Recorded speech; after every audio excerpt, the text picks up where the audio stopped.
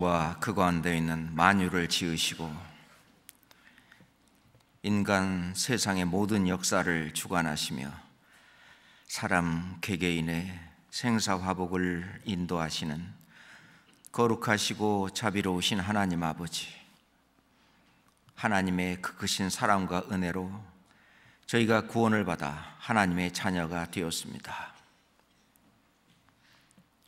독생자 예수 그리스도를 아끼지 아니하시고 저희를 위해서 저희의 모든 죄를 다 담당케 하시고 십자가에 그 모진 순환과 피 흘려 돌아가심으로 우리의 모든 죄를 영원히 다 사하시고 부활하심으로 말미암아 저희들에게 믿을 만한 확실한 증거를 주시고 그 믿음을 의로 여기셔서 하나님 자녀 삼아 주시고 또 하나님의 그 귀한 진리의 말씀으로 우리를 양육하사 또 주님이 함께 거하시고 함께 역사하시는 주님의 몸된 교회 안에서 한 지체로서 또 살게 하심도 감사합니다.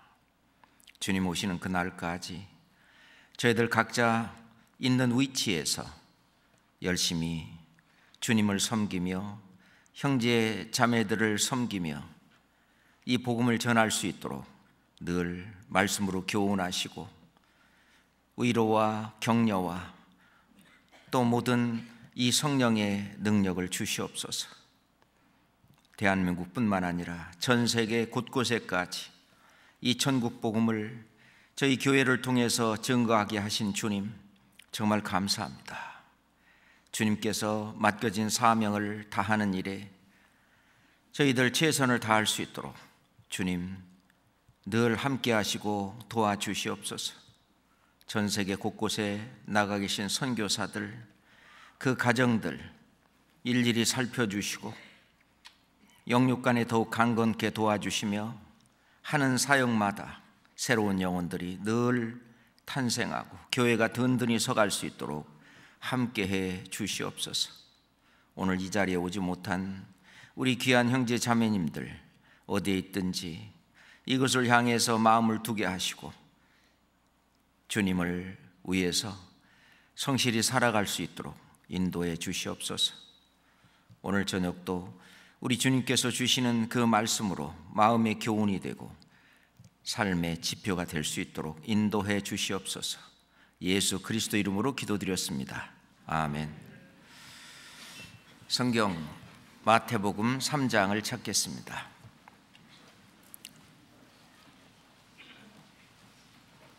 마태복음 3장 16절로 17절까지 함께 읽겠습니다. 마태복음 3장 16절로 17절입니다. 예수께서 세례를 받으시고 곧 물에서 올라오실새 하늘이 열리고 하나님의 성령이 비둘기같이 내려 자기 위에 임하심을 보시더니 하늘로서 소리가 있어 말씀하시되 이는 내 사랑하는 아들이요 내 기뻐하는 자라 하시니라. 예수님께서 공생애를 시작하실 때에 제일 먼저 하신 일이 바로 요단강에서 회개의 세례를 베풀고 있는 세례 요한에게 와서 세례를 받으려 하신 겁니다. 그 요한은 예수님을 알고 계시는 거죠. 내가 예수님에게 세례를 받아야 할 터인데 제가 어떻게 예수님에게 세례를 줄 수 있겠습니까? 세례 요한이 베푸는 세례는 회개의 세례입니다. 하나님을 믿지만 회개의 세례라고 하는 것은 하나님만큼 거룩하지 못하고 하나님만큼 의롭지 못하고 자기의 죄를 늘 속죄제나 속건제나 또는 속죄일 제사를 통해서 죄를 씻지만 죄인의 신분을 벗어나지 못하는 이스라엘 백성들에게 그 상태로는 천국 갈 수 없다. 그러니 나에게는 구세주가 필요하다. 하나님의 자비와 사랑으로 말미암아 하나님의 은혜로 말미암아 천국 갈 수밖에 없는, 이 상태로는 지옥 갈 수밖에 없는 자신을 깨닫고 하나님 앞에 저는 지옥 갈 죄인입니다 라고 하는 것을 알면서 그것을 마음속에 새기면서 받는 회개의 세례, 그것은 예수님을 맞이할 수 있는 준비입니다. 그래서 광야에서 외치는 자의 소리인 이 요한은 예수님을 만날 수 있도록 자기가 어떻게 철저한 죄인인지 태어나면서부터 죽을 때까지 이 죄인의 신분으로서 그 상태로는 어느 누구든지 천국은 갈 수 없는 그런 상태인 것을 깨닫고 하나님의 자비를 구하고 하나님 앞에 나아오는 그런 세례였습니다. 이 세례 요한도 본인이 죄인인 걸 알고 있습니다. 제가 오히려 예수님한테 세례를 받아야지, 죄 없으신 예수님인데 어떻게 제가 예수님한테 세례를 줄 수가 있겠느냐, 침례를 줄 수가 있겠느냐, 이제 이런 얘기입니다. 예수님께서는 이제 허락하라. 우리가 이와 같이 하여 모든 의를 이루는 것이 합당하니라 라고 예수님이 말씀하실 때에 요한이 그것을 허락했습니다. 요한은 그 의미를 알고 있었을 겁니다. 그래서 이튿날 예수께서 자기에게 나오심을 보고 가로되 보라, 세상죄를 지고 가는 하나님의 어린 양이로다. 이 세상의 모든 죄를 담당하시는 예수님이 죄인을 대표해서, 이 온 인류 그 죄인을 대표해서 예수님께서 이 세례를 받으시는 것을 알고 있었던 것입니다. 그래서 이제 예수님이 세례를 받으시고 이제 물에서 올라오시는데, 예수님이 받으시는 세례는 크게 두 가지 의미가 있다고 생각을 합니다. 첫 번째는 죄 없으신 예수님께서 온 인류를 대표해서 대신 죄를 담당하실 것을 전 세계 모든 사람들에게 알려주는 그런 세례이며, 또 한 가지는 예수님께서 앞으로 십자가에서 죽으시고 부활하심으로 말미암아 온 세상의 죄를 담당하시고 그 죄값을 치를 거에 대한 어떤 모형으로서, 그래서 예수님은 내가 받을 세례가 있다라고 말씀하셨는데, 그 세례는 예수님이 죽으시고 부활하시는 그 고난의 잔이었습니다. 그래서 예수님이 그 세례를 받으신 그것은 예수님의 죽으심과 부활하심을 미리 우리에게 예표로 보여주신 거다라고 말씀드릴 수 있습니다.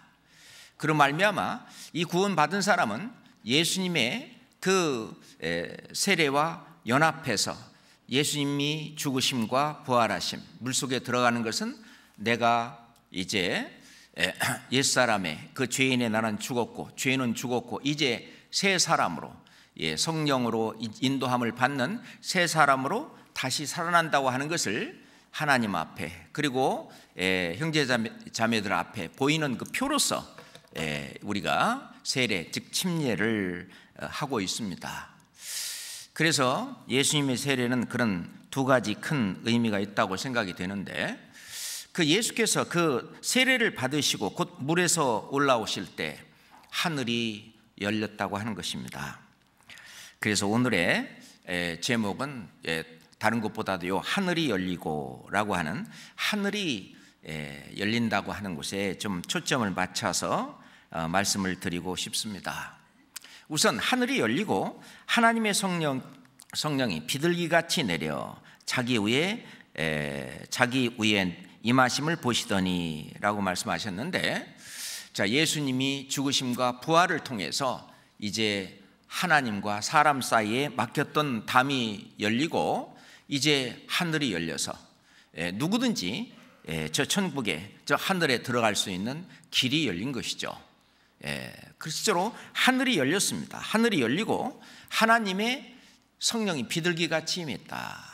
이제 이 예수님이 하신 이 일을 다 깨닫고 믿는 그 사람에게 성령이 임하시는 것을 보여주시는 것이고, 그 성령이 임한 그 사람은 이제 하나님의 아들이 되죠. 천국을 상속받을 수 있는 후사, 하나님의 아들, 굉장한 것이죠. 아마 이 세상에서 어느 한 큰 빌딩을 상속받았다든지 어느 한 나라를 상속받았다든지 그것과 비할 수 없는 하나님의 아들이 됐다고 하는 이것보다 더 큰 일은 없다고 생각합니다.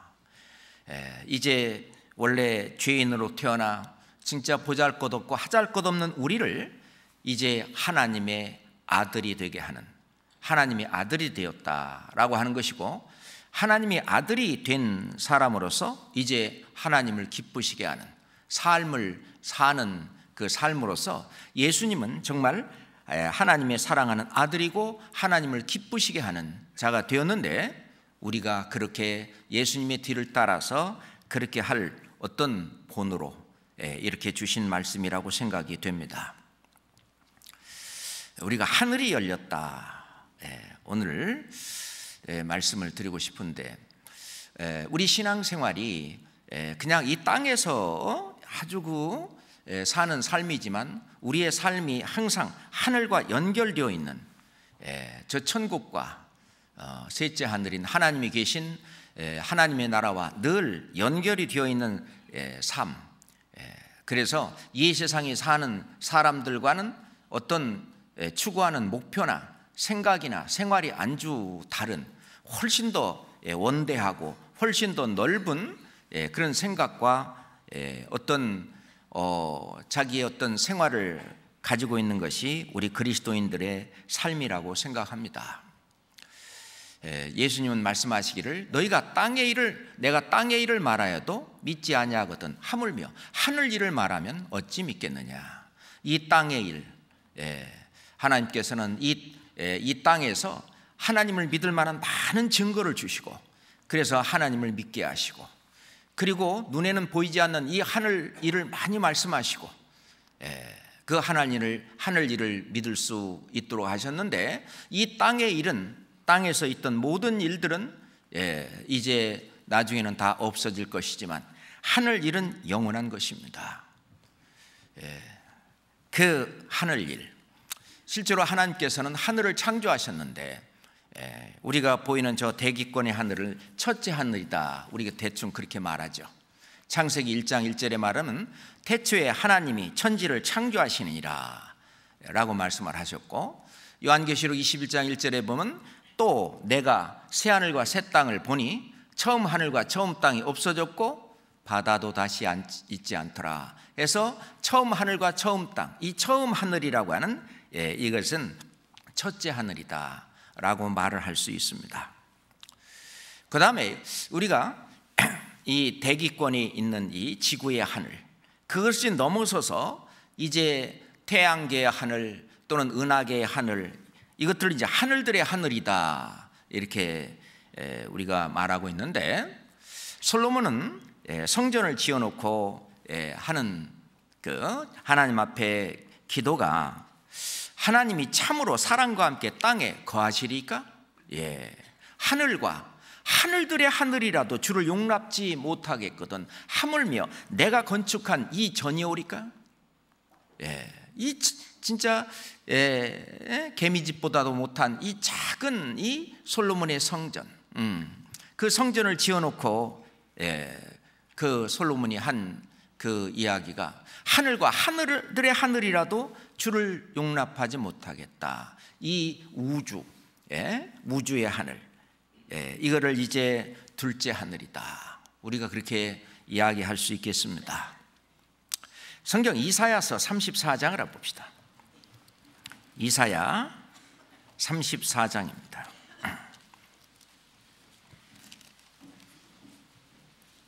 이사야 34장 4절 보겠습니다.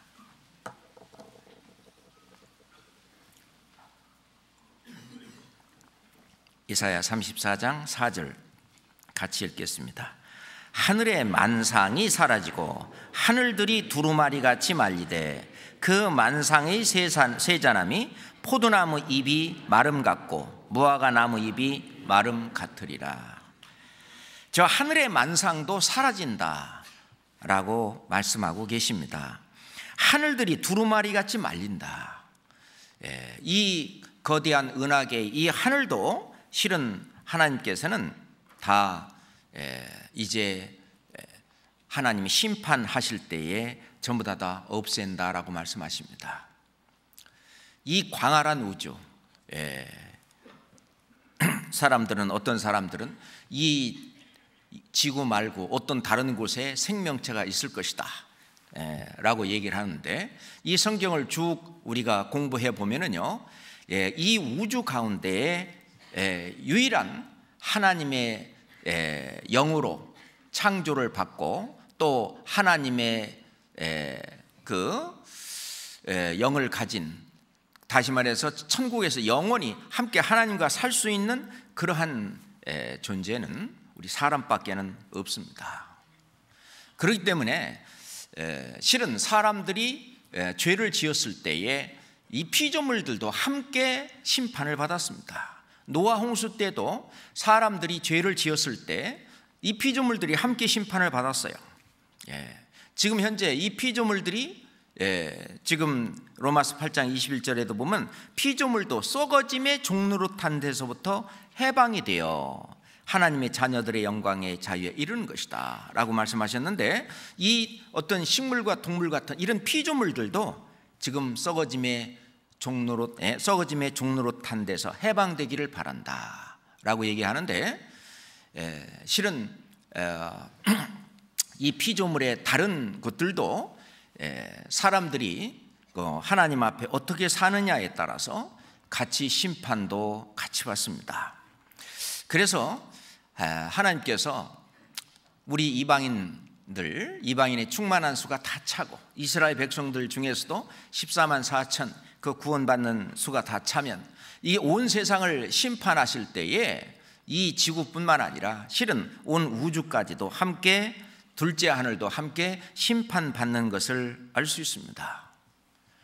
실제로 영원한 하나님의 나라, 이 셋째 하늘, 실은 사도 바울은 그 셋째 하늘에 가봤다고 그러죠. 성경 고린도후서 12장 봅시다. 고린도후서 12장입니다. 1절부터 4절까지입니다. 고린도후서 12장. 무익하나마 내가 부득불 자랑하노니 주의 환상과 계시를 말하리라. 내가 그리스도 안에 있는 한 사람을 아노니 14년 전에 그가 셋째 하늘에 이끌려 간 자라. 그가 몸 안에 있었는지 몸 밖에 있었는지 나는 모르거니와 하나님은 아시느니라. 내가 이런 사람을 아노니 그가 몸 안에 있었는지 몸 밖에 있었는지 나는 모르거니와 하나님은 아시느니라.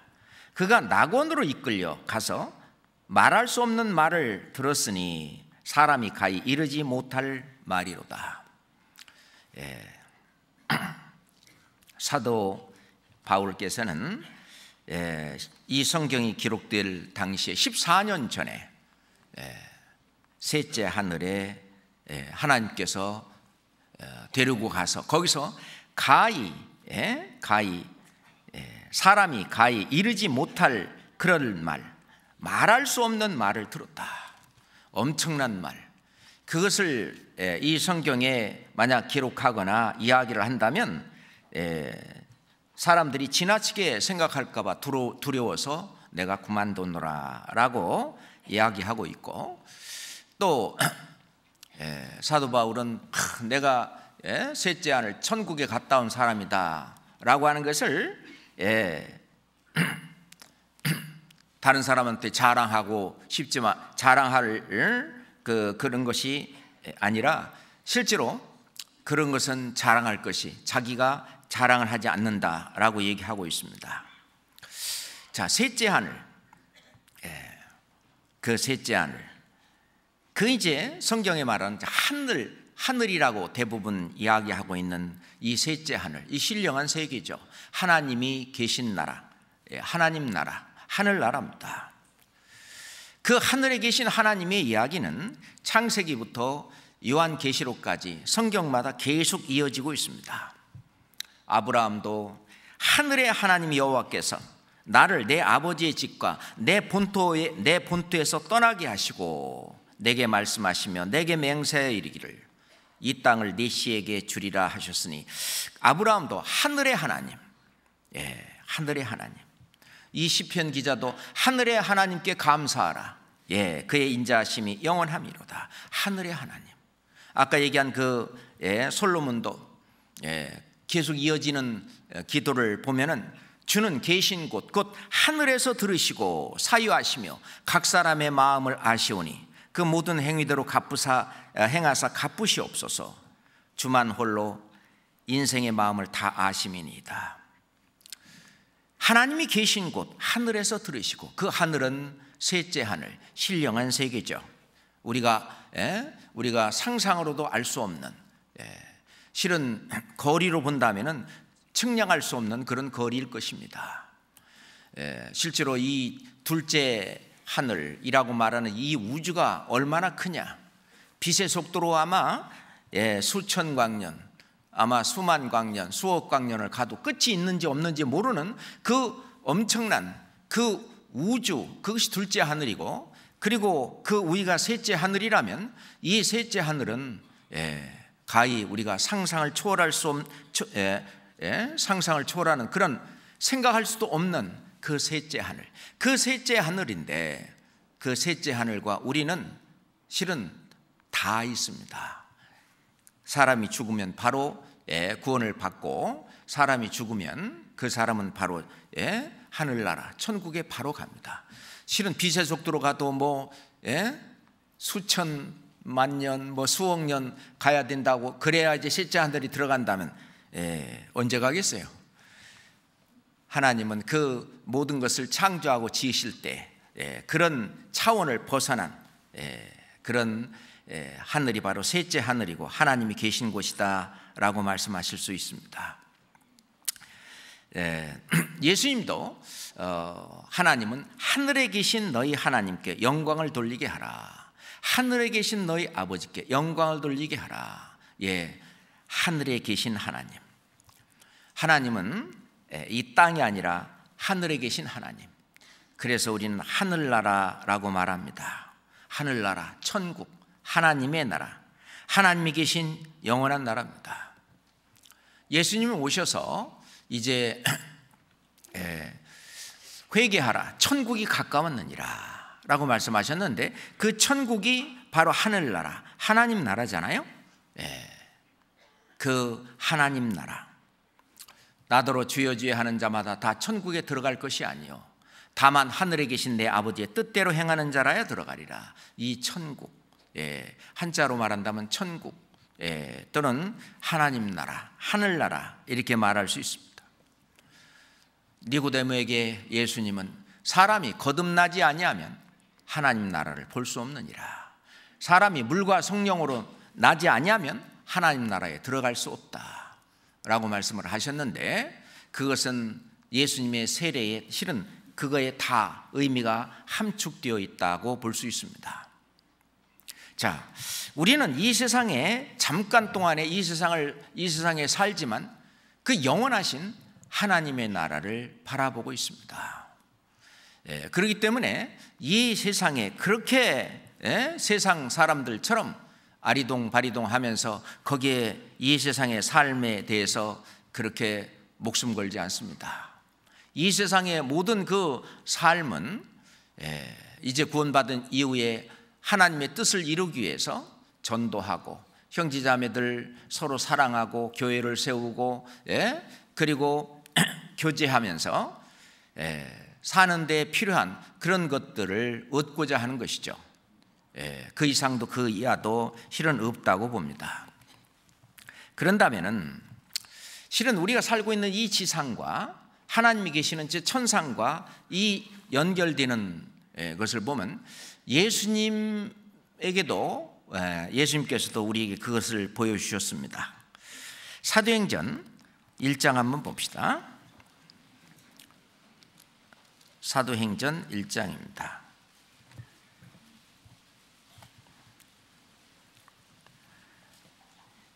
사도행전 1장 9절 보겠습니다. 9절부터 11절까지인데요. 이 말씀을 마치시고 저희 보는 데서 올리워 가시니 구름이 저를 가리워 보이지 않게 하더라. 올라가실 때 제자들이 자세히 하늘을 쳐다보고 있는데 흰옷 입은 두 사람이 저희 곁에 서서 가로되 갈릴리 사람들아 어찌하여 서서 하늘을 쳐다보느냐. 너희 가운데서 하늘로 올리우신 이 예수는 하늘로 가심을 본 그대로 오시리라 하였느니라. 이 말씀을 마치시고, 자, 이것이 이제 예수님께서 유언같이 하신 마지막 말씀인데 그것이 8절입니다. 8절이 오직 성령이 너희에게 임하시면 너희가 권능을 받고 예루살렘과 온 유대와 사마리아와 땅끝까지 이르러 내 증인이 되리라 하시니라. 예, 이제 오순절에 성령이 이제 이 땅에 내려오고 이제 그때부터 복음을 증거하고 교회가 세워지는 일이 시작이 되었습니다. 그 성령이 이제 우리까지 왔습니다. 처음에는 예루살렘부터 시작해서 유대와 그다음에 그다음에 사마리아와 지금 이제 땅 끝까지 이르러 지금 우리에게까지 왔는데 예수님께서 하신 이 유언과 같은 그 마지막 이 말씀이 지금 우리 가운데에서도 그대로 이루어지고 있는 걸 볼 수 있습니다. 이 말씀을 마치시고 이 말씀을 마지막으로 하시고 저희 보는 데서 올려와 가셨습니다. 하늘로. 하늘이 열렸죠. 하늘이 열리고 이제 하늘로 올라가시는데 쭉 올라가는데 구름이 저를 가리워 보이지 않게 하더라. 구름이 안 가렸다면 그건 끝까지 보이냐? 그런 건 아니겠죠. 다만 더 이상 보이지 않으니까 구름이 가리워 보이지 않게 하나님이 하신 것 같습니다. 그렇다고 해서 저 뭐 대기권을 넘어서 성층권으로 해서 그 다음에 무중력 거기를 해서 태양계를 벗어나서 안드로메다 은하계를 지나서 이렇게 가지는 않았을 겁니다. 그죠? 이것은 셋째 하늘, 하늘나라, 천국으로 하나님은 그 신령한 세계에 그렇게 가셨습니다.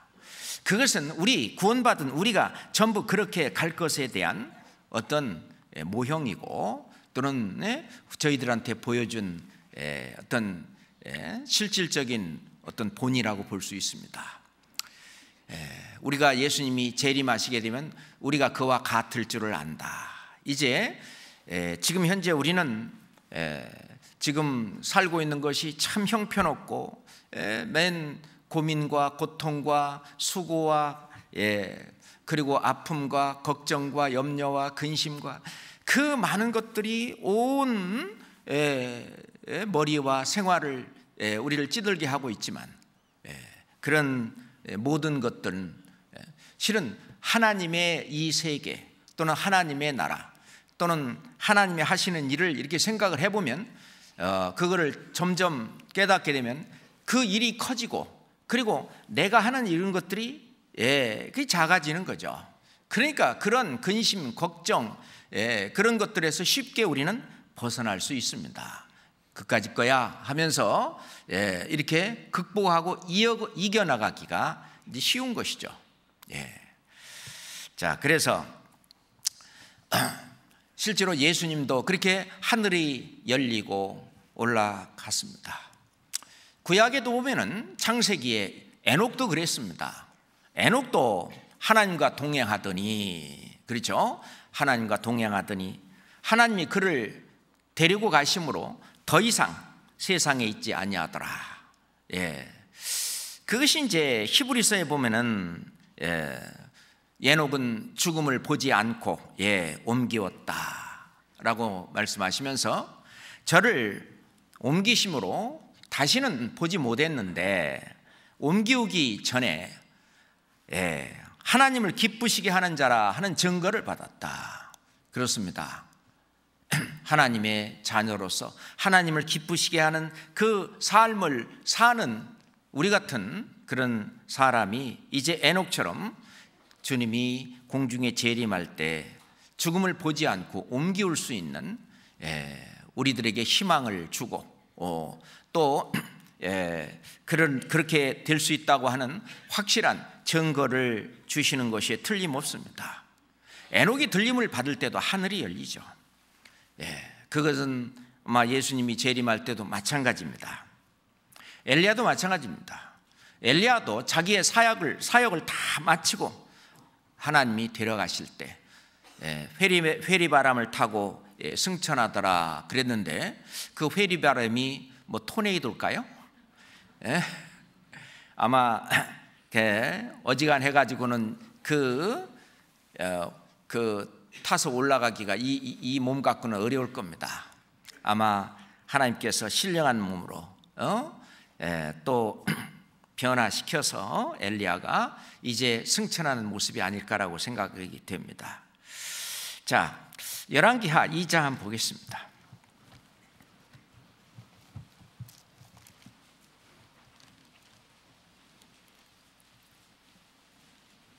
열왕기하 2장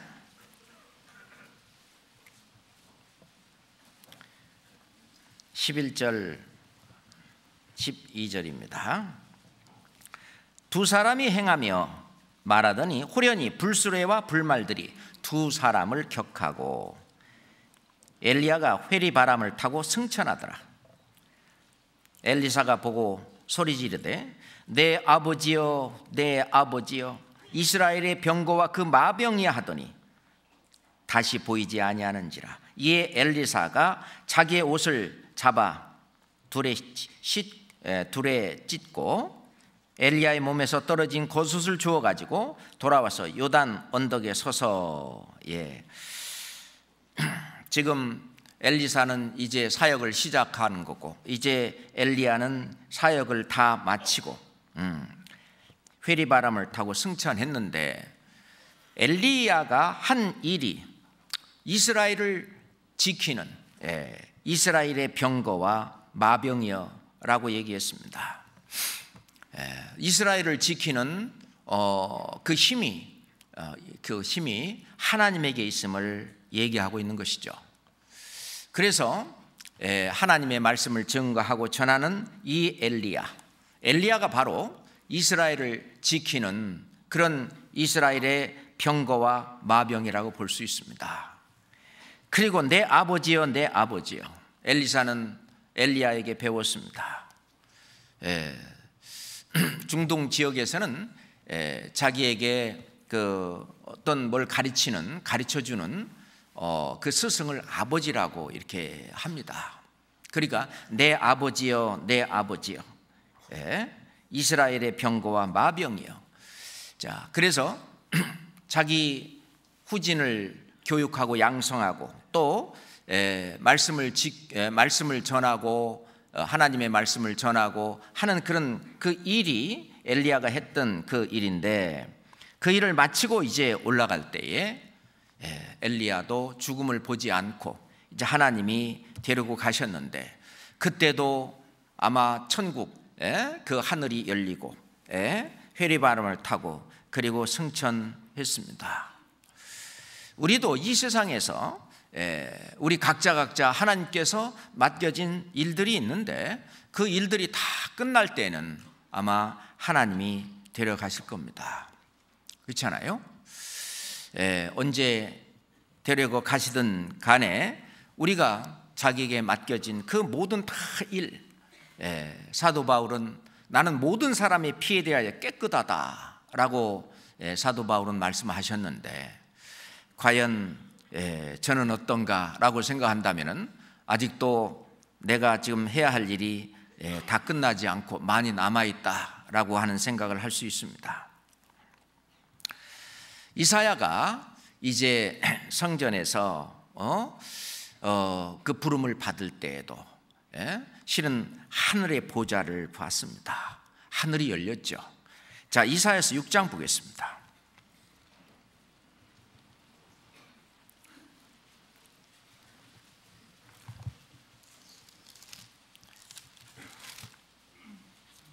이사야서 6장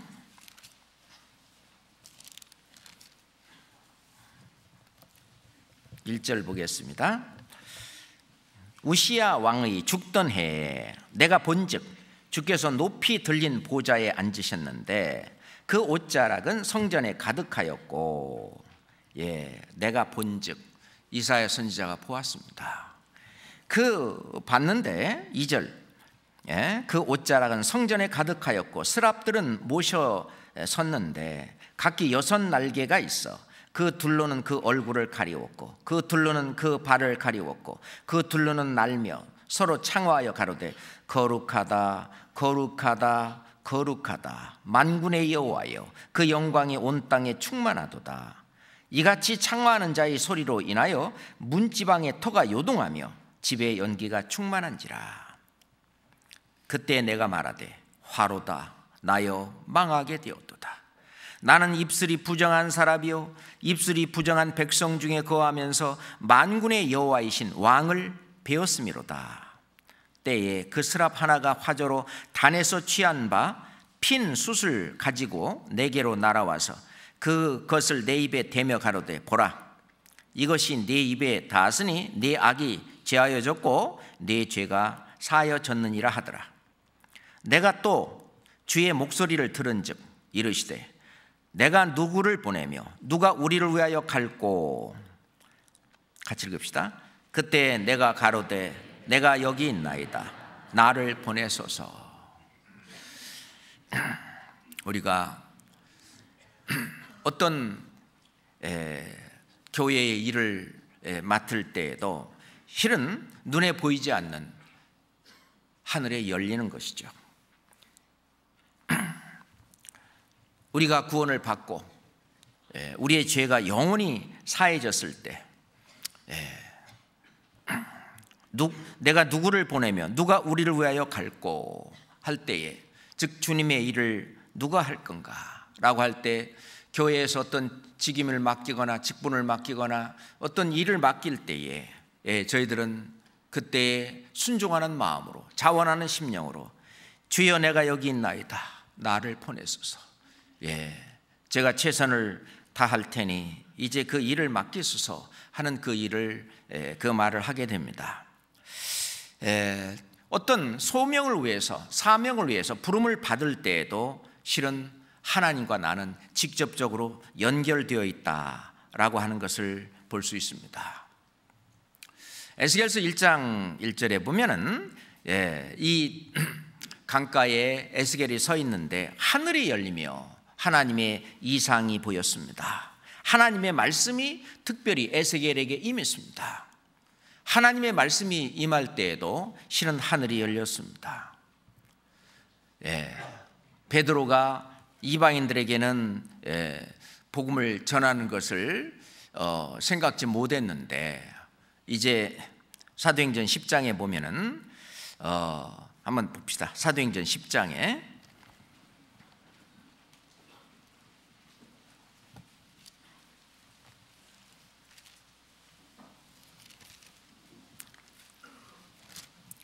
사도행전 10장 9절부터 보겠습니다. 이튿날 저희가 행하여 성에 가까이 왔을 그때에 베드로가 기도하려고 지붕에 올라가니 시간은 제6시더라. 이제 정오입니다. 시장하여 먹고자 하며 사람이 준비할 때 비몽사몽간에 하늘이 열리며 한 그릇이 내려오는 것을 보니 큰 보자기 같고 네 길을 메어 땅에 들이웠더라. 그 안에는 땅에 있는 각색 4발 가진 짐승과 기는 것과 공중에 나는 것들이 있는데, 또 소리가 있을 때 베드로야 일어나 잡아먹으라 하거늘 베드로가 가로되 주여 그럴 수 없나이다. 속되고 깨끗이 아니한 물건을 내가 언제든지 먹지 아니하였삼나이다 한데, 또 두 번째 소리 있을 때 하나님께서 깨끗게 하신 것을 네가 속되다 하지 말라 하더라. 이런 일이 3번 있은 후 그 그릇이 곧 하늘로 올리워가니라. 가이사랴에 있는 고넬료 그 가정에 전도하기 전에 하나님께서 베드로에게 이런 환상을 보여주셨는데, 그때 하늘이 열렸다. 이제 이방인의 시대가 개막이 되는 거죠. 이방인 전도를 시작할 때 하나님께서 어떤 큰 일에 예수님의 사도 이 베드로에게 이 하늘이 열리며 큰 환상을 보여주셨습니다. 실제로 큰 일이 있을 때마다, 그리고 사도 요한에게 요한계시록을 쓸 때도 마찬가지죠. 요한계시록에 보면은 하늘에 열린 문이 있다, 하늘의 성전이 열렸다, 하늘이 열린 것을 보니, 이 사도 요한은 정말 굉장한 것을 보았습니다. 요한계시록 서너 군데만 잠깐 보겠습니다. 요한계시록 4장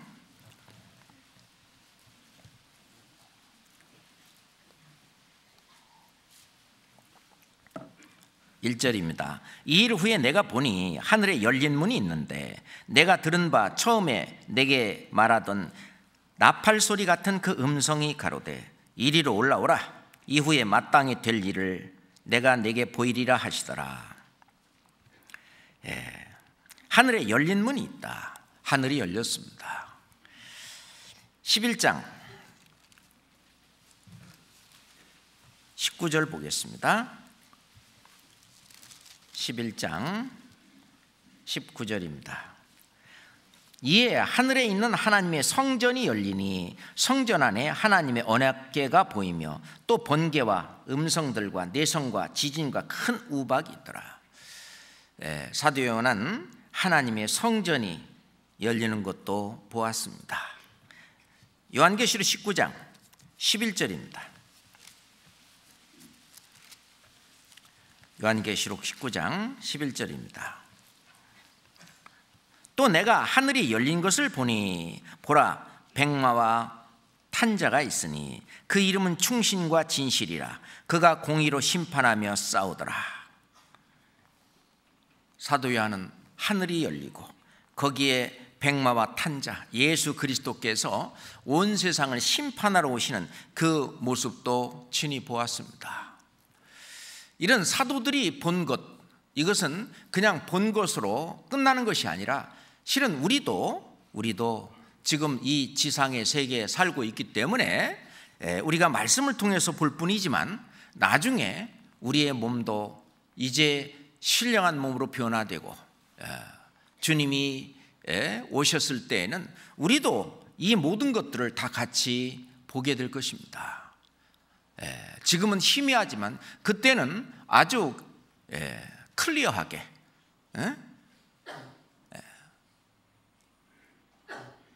우리가 이 세상에 이렇게 사는 이곳에 보다는 정말 엄청난 이 영원한 세상, 하나님의 세계, 이 세상이 있음을 우리는 볼 수 있습니다. 실제로 이 하늘의 은혜와 하늘의 모든 이것이 없이는 이 지상의 모든 것은 존재할 수 없습니다. 실은 하나님이 창조하신 저 태양과 그리고 달과 이 태양계와 이 모든 것들이 하나님의 어떤 지혜와 섭리로 지어지신 이 모든 것이 뭐 하나만 잘못돼도 우리 육신마저 이 세상에 올바로 제대로 살 수 없습니다. 예전 구약에 그 만나를 내리신 것도 하늘에서 내리신 것이다. 하늘 양식이다. 또는 소돔과 고모라를 심판하실 때도 여호와께서 하늘 곧 여호와에게로서 불과 유황을 비같이 소돔과 고모라에 내리사, 그때에 내렸던 불과 유황은 이 세상에 있는 불과 유황은 아닙니다. 하나님께서 직접 하늘에서 불과 유황을 내리신 겁니다.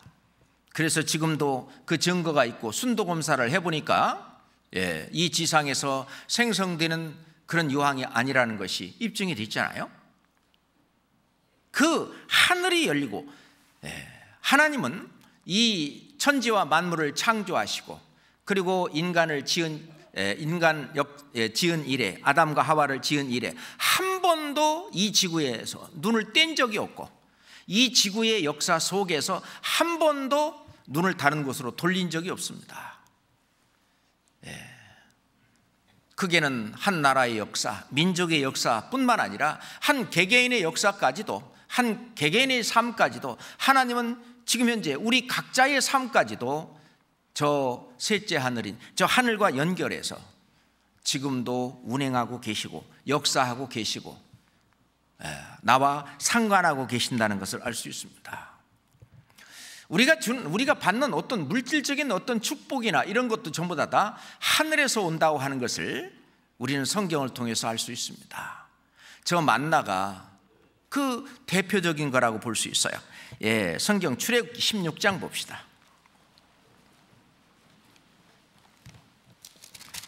출애굽기 16장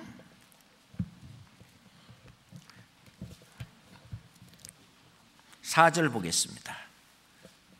출애굽기 16장 4절입니다.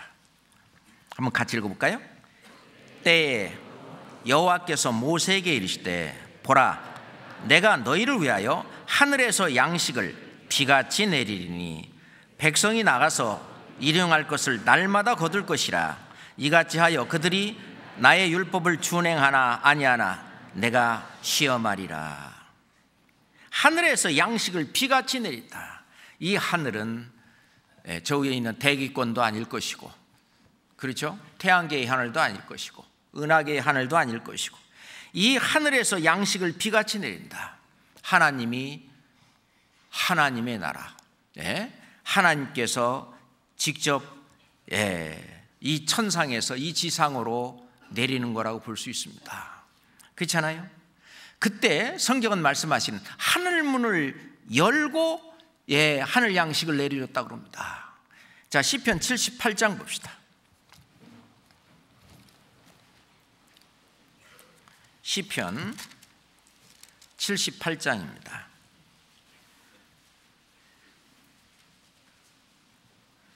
23절부터 25절까지. 시편 73장 23절부터 25절까지. 그러나 저가 오히려 위에 궁창을 명하시며 하늘 문을 여시고, 24절 25절은 같이 읽어볼까요? 저희에게 만나를 비같이 내려 먹이시며 하늘 양식으로 주셨나니 사람이 권세 있는 자의 떡을 먹으며 하나님이 식물을 충족히 주셨도다. 실은 하나님께서 저 하늘 문을 여시고 주셨다는 겁니다. 그리고 우리에게도 우리가 신앙생활을 올바르게 하면은 하늘 문을 열고 다 채워주신다는 겁니다. 우리가 그 말씀을 못 믿고 못하면 실은 하나님께서 하늘 문을 열고 주시려고 하는 물질적인 축복도 실은 우리가 못 받는 수가 있어요. 자, 우등상은 누가 받습니까? 공부 잘하는, 그래서 공부 잘하는 사람이 우등상을 받는 것처럼 하나님께서도 약속하신 것이 있어요. 우리가 하나님 앞에 드리는 11조, 11조도 하여튼 올바른 11조를 드리게 되면 하나님께서 하늘 문을 여시고 채워주신다고. 자, 성경 말라기서 3장 10절입니다.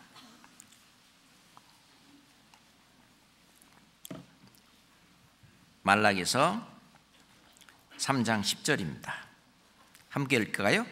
만군의 여호와가 이르노라, 너희의 온전한 11조를 창고에 들여 나의 집에 양식이 있게 하고 그것으로 나를 시험하여 내가 하늘 문을 열고 너희에게 복을 쌓을 곳이 없도록 붙지 아니하나 보라. 하늘 문을 열고 온전한 11조와 우리가 헌금과 또 헌물을 하는 이 모든 것은 하나님께서 하늘 문을 열게 해주시는 아주 중요한 조건이 됩니다. 성경에 보면은요, 그냥 주시는 복도 있지만 조건부 복이라는 게 있어요. A 하면 B 하리라 라는 게 있거든요. A 하라, 그리하면 B 하리라. 그러면 A 안 하면 B가 없는 거죠. 그죠? 우리가 부모님이 자녀들에게 이렇게 주는 것도 보면은요, 말 안 해도 주는 것이 있는가 하면은 뭘 하면 주는 게 있죠. 에이 하라, 그리하면 비하리라. 하나님도 마찬가지입니다. 한번 네 11조를 온전히 한번 들어봐라. 그러면 하늘 문을 열고 너에게 복을 쌓을 것이 없도록 부어주신다는 거예요. 11조 생활하는 그런 분은 절대로 자기의 생활이, 자기의 삶이 궁핍해지지 않습니다. 이 말씀 믿으시죠? 이건 틀림없는 얘기입니다. 이거를 아까워서 못 하신 분이 시험해 본 거예요. 그랬더니 시험해 봤더니 그렇더라고요. 실제로 주시더라. 근데 안 하고 11조를 안 하고 그냥 이렇게 써봤더니 그만큼 딴 데서 구멍이 나더라는 거예요. 그분이 뭐 구역 모임에서 하시던 얘기니까 사람마다 틀리겠지만 하여튼 이 말씀은 하나님이 하신 말씀이고 하나님이 책임지시는, 천지 만물을 지으신 하나님이 책임지시는 말씀입니다. 그 11조는 그렇다고 해서 10분의 9는 뭐 내 거고 10분의 1만 하나님 것이다, 그런 것이 아니고 이 모든 것이 다 하나님 것이다 라고 하는 표입니다. 이제 야곱이 돌베개에 베고 있을 때에 그때 이제 환상 중에 사닥다리가 나타나고 천사들이 오르락내리락 하고 하늘문이 열렸습니다. 거기서도 하나님이 늘 함께 계시는구나. 그러고 나서 이 야곱이 한 말이 10분의 1을 드리겠나이다.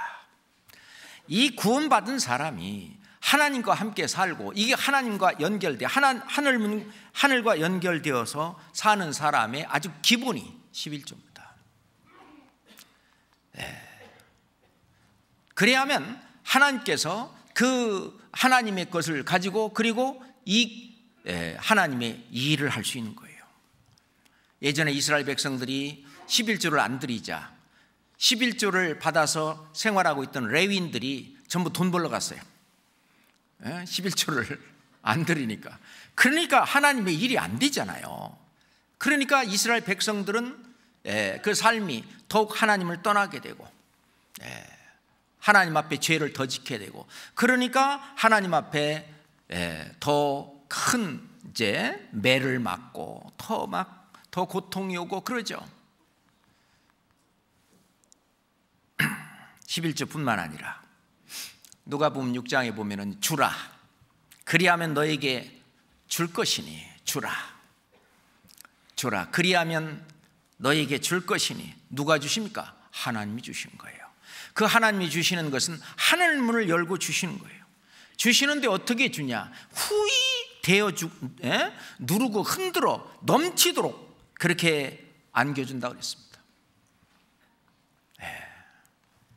그래서 우리가 11조뿐만 아니라 어떤 분은 더 많이, 지금 전 세계에 세계 선교를 하는데 아마 상상할 수 없는 엄청난 많은 돈이 듭니다. 지금 선교사 가정들이 나가 있는 가정이 지금 통계를 제가 내보니까 171 가정이 나가 있습니다. 4인 가족으로만 하더라도 약 680명 정도의 이 우리 구원받은 형제자매 이 가족이, 이 선교사 가정이 나가 있는 거예요. 그들이 거기 가서 돈을 봅니까? 그들이 뭐 먹고 살 일 뭐 합니까? 오로지 우리 교회 믿고, 오로지 우리 형제자매 믿고, 오로지 하나님 믿고 거기에서 뛰고 있습니다. 우리는 선교사를 대접하는 자는 선교사의 상을 받을 것이요 라고 하는 것처럼 그 일을 위해서 세계 선교 전심전력 총동원해 세계 선교하는 일을 우리 교회에서는 제일 우선으로 하고 있습니다. 왜냐하면 우리가 가서 전하지 않으면 지옥 갈 수밖에 없는 너무나 많은 영혼들이 전 세계 곳곳에 한 번도 우리가 전하는 이런 말씀을 들어보지 못한 그런 지역들이 너무 많이 있는 것이죠. 그래서 우리가 하여튼 이거를 해야 될 텐데, 그 일을 위해서 세계 선교 헌금, 그게 주는 거죠. 주는 자가 받는 자보다 복이 있다함을 기억하여야 할지니라. 실은 준 분이, 주시는 분이 실제로 주님 앞에 가보면 훨씬 더 큰 복이 있다는 것을 아마 거기 가서 더 깨닫게 될 겁니다. 금생과 내생에 약속이 있다고 했는데, 우리의 이 금생, 우리가 사는 생에서도 결코 주님은 손해나게 하거나 그러지 않습니다. 주라, 그리하면 너에게 줄 것이요. 그것도 아주 흔들어 넘치도록 하늘 문을 열고 내려주신다고 말입니다. 그걸 우리에게 교훈으로 준 교회가 빌립보 교회입니다. 빌립보 교회는 그리스의 마게도니아, 그 그리스의 북쪽에 있는 교회들이 있는데, 그 북쪽 지역을 이제 마게도니아 지역이라고 그러고 남쪽 지역을 아가야 지역이라고 그러는데, 그 북쪽 지역에 마게도니아 그 교회들이 아주 극한 가난 가운데 있었습니다. 극한 가난 가운데 넘치는 연보를, 풍성한 연보를 넘치도록 했다고 그랬어요. 극한 가난. 실은 극한 가난이라고 하는 것은 때거리를 걱정하는 가난이 극한 가난이라고 그럽니다. 아프리카에 가보면 때거리를 걱정하는 그런 가정들이 꽤 많습니다. 그것이 극한 가난인데, 그런 극한 가난 가운데에서도 풍성한 연보를 넘치도록 했다. 그래갖고 사도 바울이 전도하고 선교하는 그 일을 하는 데에 그 선교 회비죠, 말하자면 선교 헌금입니다. 그걸 가지고 에바브로디도가 그걸 가지고 그 그리스에서 그 로마까지 간 거예요. 지금이야 온라인으로 붙이면 쉽지만 그때는 그 돈을 들고 가는데 얼마나 조심했겠어요. 중간에 강도라도 만날까 뭐 할까 하면서 아주 그 가면서 에바브라티도, 근데 가면서 죽을 병도 걸렸습니다. 죽기에 이르러도 이거를 선교를 위해서, 전도를 위해서 이거를 전하는 일이 우선이다. 하나님은 에바브로디도의 병도 고쳐주셨지만은 그 우선하는 것이 뭐냐 그거죠. 주는 일입니다. 뭐 하는데 주는 일입니까? 구원받지 못한, 그 영혼이 거듭나지 못한 그 사람들이 구원받게 하기 위해서 우리가 주라, 그리하면 너에게 줄 것이니. 실제로 빌립보서에 빌립보 교회에게 사도 바울은 그 얘기를 적고 있습니다. 빌립보서 4장 보겠습니다.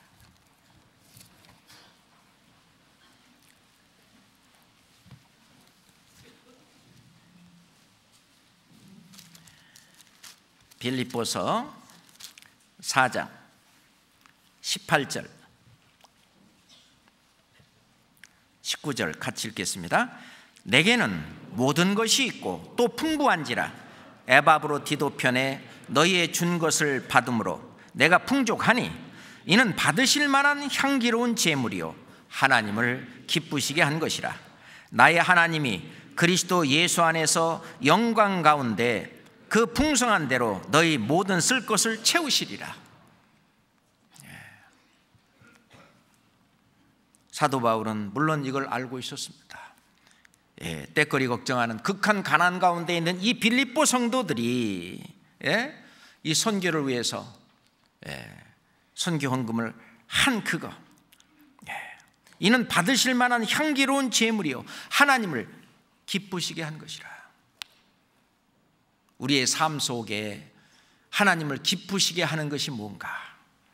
우리 몸을 드리는 것, 우리의 시간을 드리는 것, 내가 가진 이 물질을 드리는 것, 드리는 것입니다. 그것이 하나님을 기쁘시게 하는 거예요.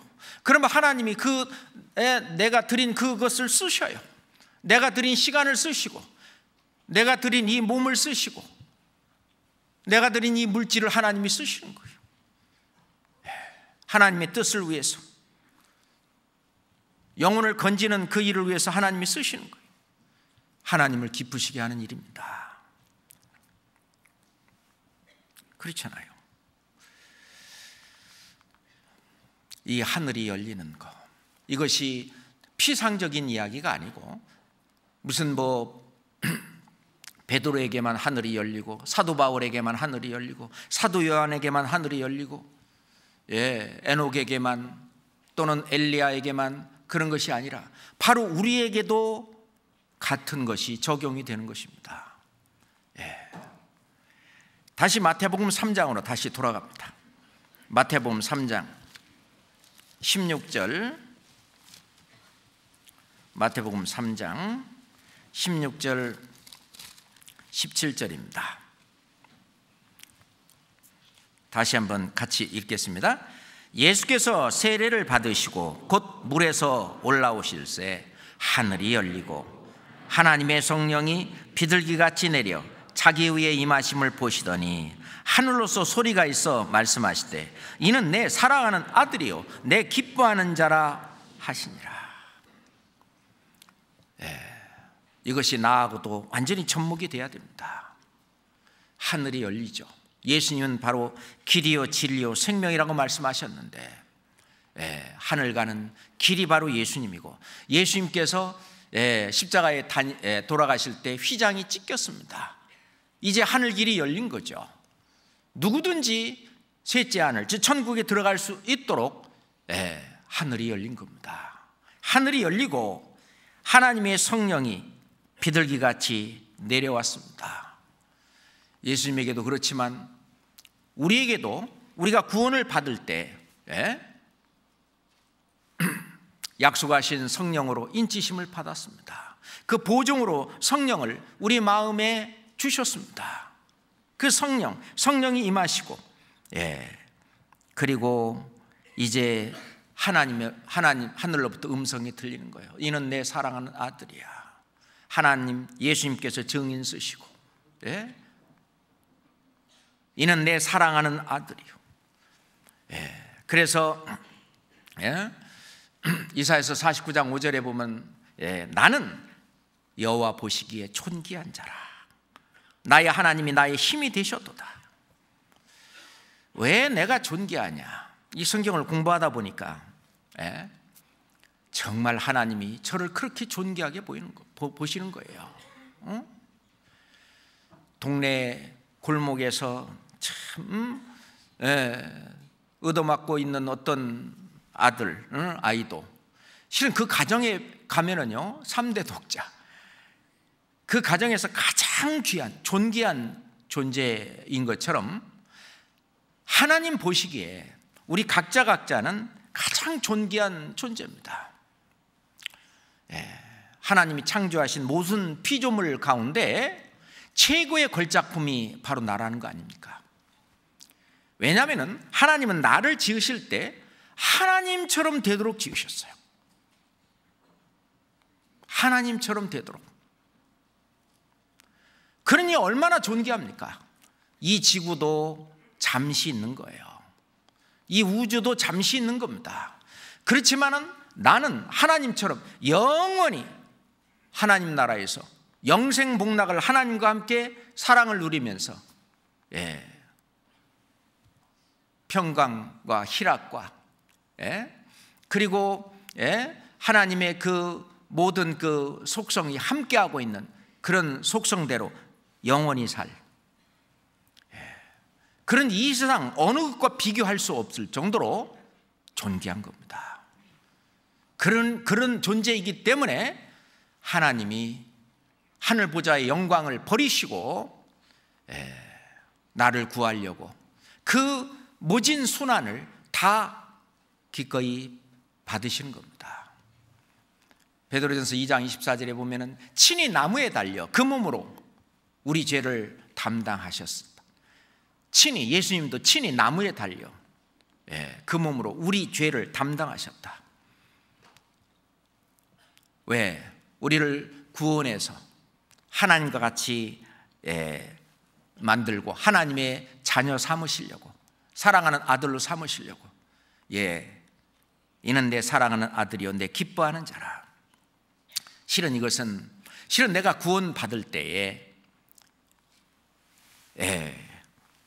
신령한 그 하늘이 나한테 열린 겁니다. 그렇잖아요. 예수님 말씀하실 때 죄인 하나가 회개하면 하늘에서는 회개할 것이 없는 의인 99을 인하여 기뻐하는 것보다 더하니라. 죄인 하나가 누굽니까? 나잖아요. 내가 회개하고 구원받으면 하늘에서 회개할 필요 없는 의인 99을 인하여 기뻐하는 것보다 더 기뻐한다. 내가 구원받을 때 신령한 그 하늘이 열리고 하나님과 나와 연결이 되는 겁니다. 이는 내 사랑하는 아들이요 얼마나 기뻐합니까? 사무엘하 22장 봅시다.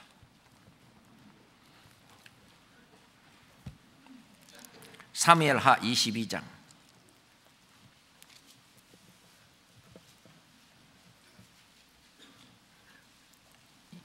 20절 보겠습니다. 사무엘하 22장 20절입니다. 함께 읽을까요? 나를 또 넓은 곳으로 인도하시고 나를 기뻐하심으로 구원하셨도다. 나를 기뻐하심으로 구원하셨도다. 나를 구원하실 때 나와 하나님과 개인적으로 하늘이 열리고, 그리고 이제 또 22절에 21절에 여호와께서 내 의를 따라 상 주시며 내 손의 깨끗함을 조차 갚으셨으니 이는 내가 여호와의 도를 지키고 악을 행하여 내 하나님을 떠나지 아니하였으며. 여호와께서 내 의를 따라 상 주신다. 하나님과 나와 연결이 된 이후로 계속해서 이제 연결되고 있는 것을 이야기합니다. 내가 하나님의 자녀로 거듭날 때, 구원받을 때 하나님과 직접 연결이 되고, 실제로 내가 이 세상을 혹 떠날 때, 그토록 그리던 하늘나라에 내가 돌아갈 때, 그때도 역시 하늘이 열립니다. 그렇잖아요. 예수께서 이르시되 내가 너희와 함께 조금 더 있다가 나를 보내신 이에게로 돌아가겠노라. 예수님은 제자들에게 그 얘기를 했습니다. 나를 보내신 이에게 돌아가겠노라. 예수님은 그렇게 돌아가셨어요. 하늘이 열렸죠. 이 세상에서 그것처럼 우리도 이제 하나님 앞으로 돌아갈 때 그냥은 안 되잖아요. 그 하늘이 열려야죠. 그래서 전서 12장 7절에도 보면 이 흙은, 이 몸은 여전히 땅으로 돌아가고 신은, 그 영혼은 그 주신 하나님께로 돌아가기 전에 기억하라. 우리가 하나님께로 돌아가잖아요. 돌아갑니다. 욥은 말하기를 내가 적신으로 나왔은즉, 내가 모태에서 적신으로 나왔은즉 또한 적신이 그리로 돌아올지라, 돌아가올지라. 돌아간다고 말입니다. 내가 다시 하나님께로 돌아갑니다. 이 세상을 떠날 때 스데반은 이제 죽음 바로 직전에 자기가 돌아갈 주님을 바라봤습니다. 그죠? 자, 성경 사도행전 7장입니다.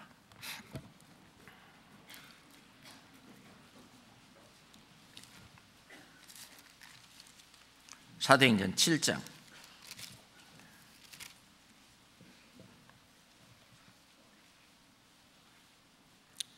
55절부터 56절까지 사도행전 7장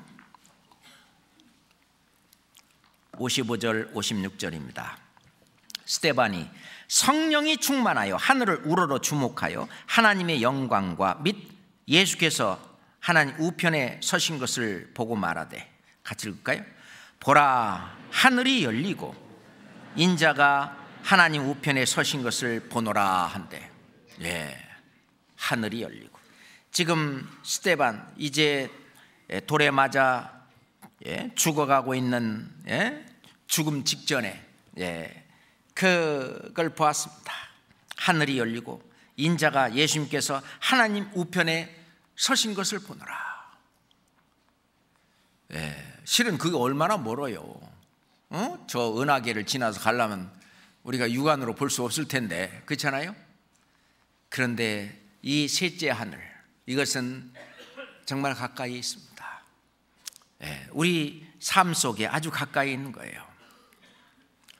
우리가 나사로와 그 부자를 본다면은, 그 나사로 거지가 죽어서 천사들에게 받들려 아브라함 품에 들어갔습니다. 그죠? 우리도 죽게 되면은 천사들에게 받들려 이제 낙원으로, 천국으로, 하늘나라로, 하늘이 열리고 들어갈 겁니다. 우리가 신앙생활을 하는 동안에도 하늘이 늘 열려 있습니다. 다시 말해서 하나님과 늘 연결된 그런 삶을 살고 있는 겁니다. 하나님 우편에 계신 예수님과 성령으로 와 계신 예수 그리스도와 늘 연결이 되어 있는 것처럼, 예수님 말씀하실 때 마지막에 볼지어다 내가 세상 끝날까지 너희와 항상 함께 있으리라. 언제든지 연결되어 있고 연결되어 있는 겁니다. 데살로니가전서 5장 10절에 보면 예수께서 우리를 위하여 죽으사 우리로 하여금 깨든지 자든지 자기와 함께 살게 하려 하셨느니라. 그렇죠? 구원받은 이후, 우리를 구원하신 그 이유는 하나님은 우리와 연결돼서 저 하늘에 계신 하나님과 연결되어서 그렇게 살고자 하는 것입니다. 우리가 야곱의 사닥다리를 한번 생각해 보면은, 우리가 살고 있는 여기가 바로 베델이고, 사닥다리가 있고 천사들이 오르락내리락 하면서 하늘문이 열려 있는 곳이다 하는 것을 알 수 있습니다. 자, 성경 창세기 28장 좀 찾아보겠습니다. 창세기 28장입니다.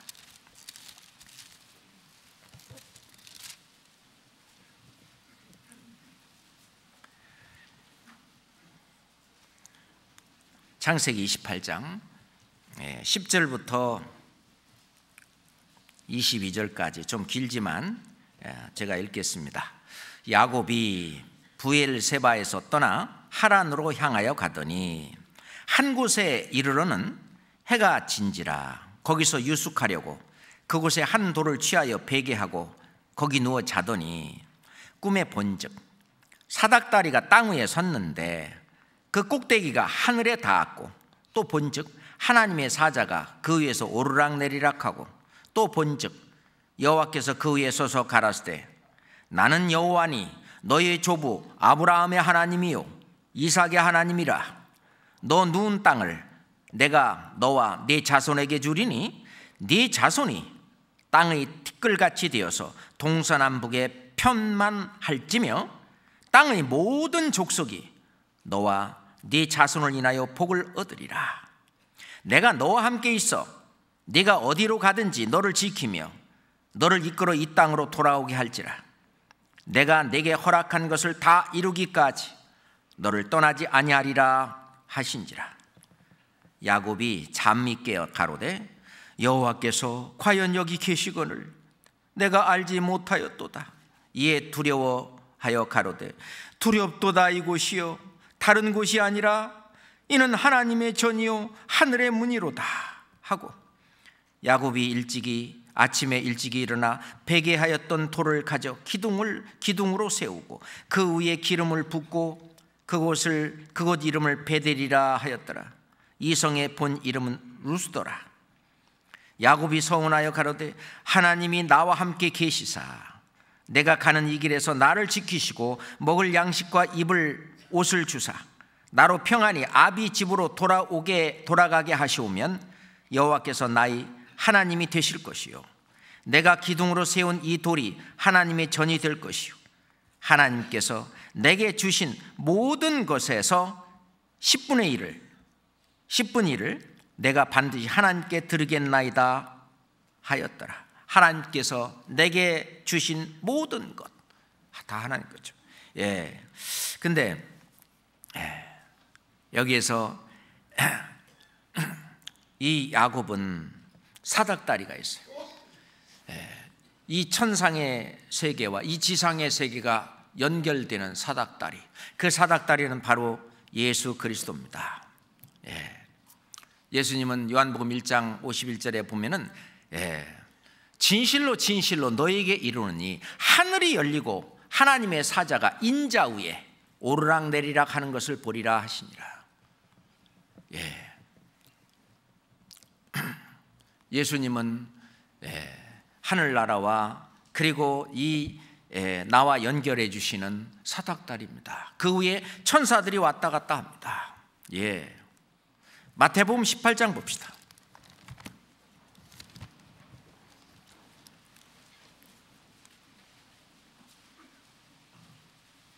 마태복음 18장 10절입니다. 마태복음 18장 10절입니다. 삼가 이 소자 중에 하나도 업신여기지 말라. 너희에게 말하노니 저희 천사들이 하늘에 계신 내 아버지의 얼굴을 항상 배움느니라.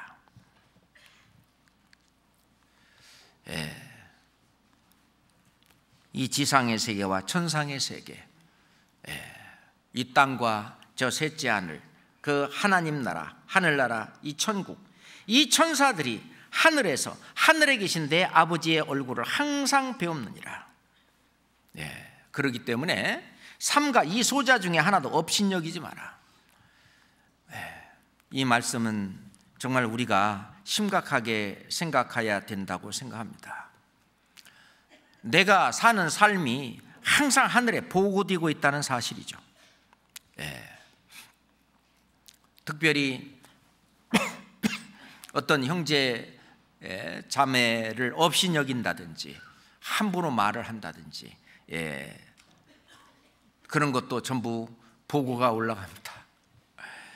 근데요, 이런 것은 우리가 알아야 될 것은 세상죄하고는 다릅니다. 이 교회 안에서 다른 사람을 판단하고 비판하고 원망하고 불평하고 비난하고 하는 그것은 실은 교회를 나누고 교회를 깨고 하는 죄이기 때문에 그리스도의 심판대 앞에 악으로 드러납니다. 그래서 다른 형제 자매들한테 상처를 준다든지 업신여긴다든지 함부로 말을 한다든지 이런 것은 정말 조심해야 돼요. 그래서 성경은 말씀하시기를 두렵고 떨림으로 너의 구원을 이루라 그랬어요.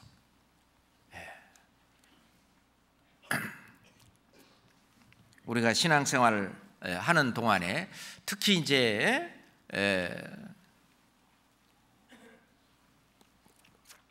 나이가 적은 형제자매가 나이가 많은 분들한테는 뭐라고 잘 안 하잖아요. 그죠? 나이가 많으신 분들이 이제 나이 적은 분들한테 좀 훈계한다고 또는 고쳐준다고 이제 얘기를 하죠. 또는 신앙생활 얼마 안 된 분이 신앙생활 오래 한 분한테 그렇게는 안 하잖아요. 신앙생활을 오래 하신 분이 신앙생활 얼마 안 된 분에게 그렇게 하면 되겠냐고 하면서 이렇게 이제 자기는 좋은 뜻으로 한다고 보지만 그것이 만약 그분에게 마음의 상처가 되고 그렇게 된다면 정말 조심해야 합니다. 그건 주님 앞에 다 가는 거예요. 자기가 열심히 하는 건 좋은데 그 자기가 한 그 열심으로 말미암아 다른 분에게 어떤 상처를 준다면 주님 앞에 갔을 때 그거 때문에 심판을 받게 됩니다. 대개 이제 어떤 분들이 이제 상처를 주고 또 마음에 문제를 주느냐, 열심히 하시는 분이 그래요. 열심히 안 하는 분은요, 나도 못하고 있으니까 뭐 할 말이 없잖아요. 이해해, 그래. 근데 아주 주님 앞에 말씀대로 진짜 열심히 하시는 분, 그런 분이 이제 참 아무리 봐도 이게 이해가 안 되는 거예요. 왜 그렇게 하냐고 하면서 한마디 하는 것이, 아직 그렇지 못한 상태에 있는 지금 신앙이 아직 어린 분에게는 그게 큰 아픔이 되고, 오히려 그것 때문에 더 열심히 잘하는 것이 아니라 좌절이 되고 실망이 되고 아예 주저앉아 버리게 되고, 아이고 저분 때문에 나는 교제 못 나가겠다, 저분 때문에 나는 이제 뭐 어떤 일 못 하겠다, 나 교회에 어떤 일 맡긴 거 저 못 하겠다, 이렇게 나올 수 있거든요. 그래서 실은 성경에는 항상 남의 유익을 위해서 남을 위하는 말을 하고 칭찬하고, 그렇죠, 칭찬으로 사람을 시련하느니라 하는 말씀이 있는 것처럼 항상 있잖아요. 그게 신앙이 앞서가신 분일수록 칭찬을 해주세요. 그러면 변합니다. 바뀌고요.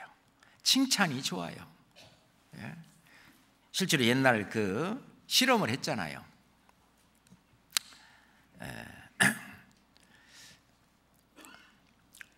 한 반에 이제 반장인데, 반장은 공부도 잘하고, 그러니까 늘 선생님한테 자주 와요. 왜냐하면 선생님을 뵙는 게 좋아요. 왜냐하면 선생님이 늘 좋은 얘기 해주고 칭찬해주고 이러니까 늘 선생님 곁에 있어요.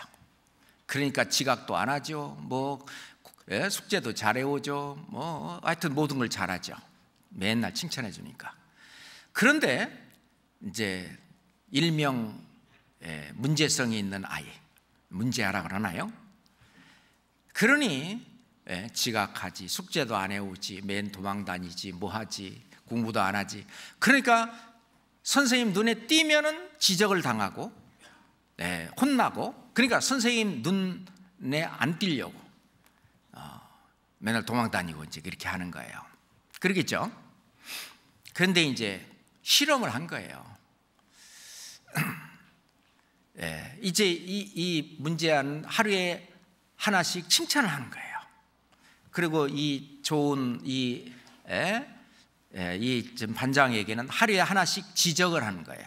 지적을 해도 마땅한 걸 지적을 하는 겁니다. 예를 들어서 이 문제야 애는 오늘도 지각을 했어요. 근데 어제보다 5분 빨리 왔어. 야, 너 어제보다 5분 빨리 왔구나. 자식, 그래, 좋아. 그랬더니 멋졌고 이제.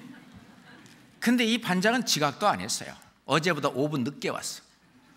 야, 너 반장이 돼가지고 어제보다 5분이나 늦었네? 그냥 한마디 했어요. 숙제 검사를 했습니다. 이 아이는 전부 100개 왔어. 야, 너 숙제도 했구나. 근데 이 반장한테는, 아니, 이 반장이 돼갖고 이거 틀렸잖아. 틀렸으니까 지적한 거예요. 틀렸구나.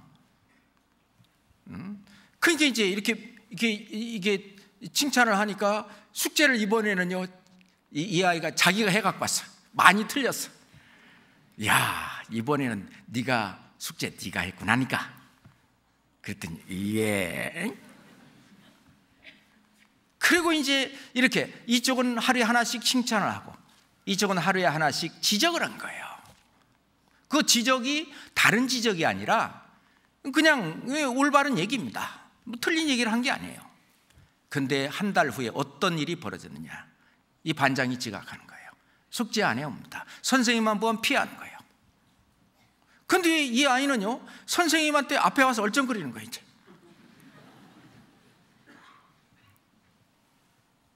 그 실험에 의해서 나타났습니다. 그래서 칭찬은 고래도 춤추게 한다.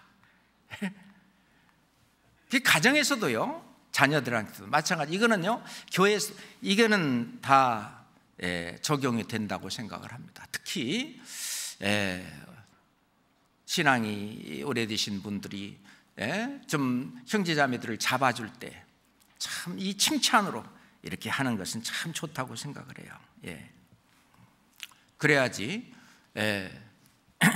이 천사들이 하늘에 계신 하나님을 매일 배웁는데, 내가 다른 사람 그게 뭐요 이렇게 막 업신여기고 뭐 이렇게 지적하고 비판하고 비난하고 이런 거 다 올라간다는 거, 우린 좀 생각해야 될 겁니다.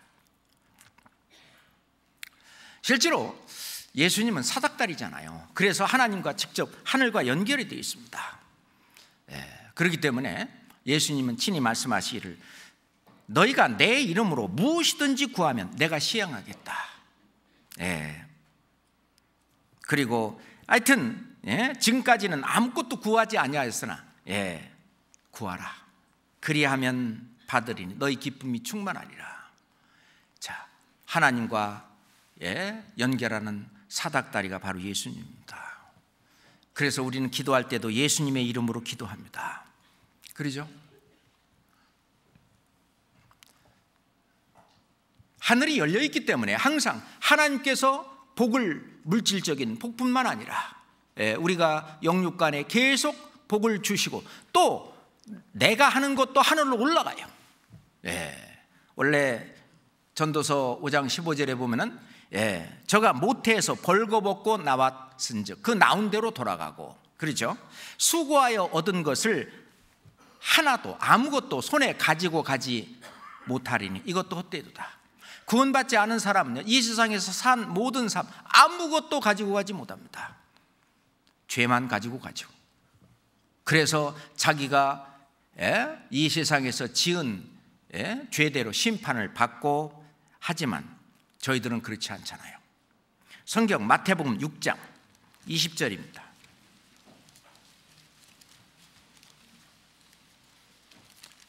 마태복음 6장 20절입니다.